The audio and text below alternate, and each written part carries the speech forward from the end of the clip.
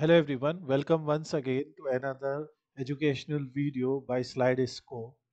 In this video, we are learning how to create a Swiggy restaurants data analysis dashboard on the data that we got from Kaggle. In this dashboard, you can see we have city and area as a filter.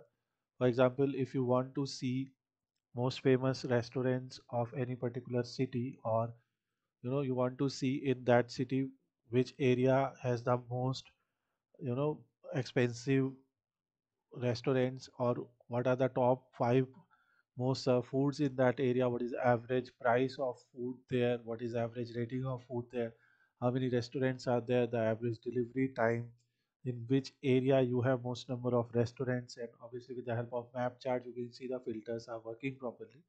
So we will be seeing all of this in this dashboard. So let's get it started and start building the dashboard from scratch.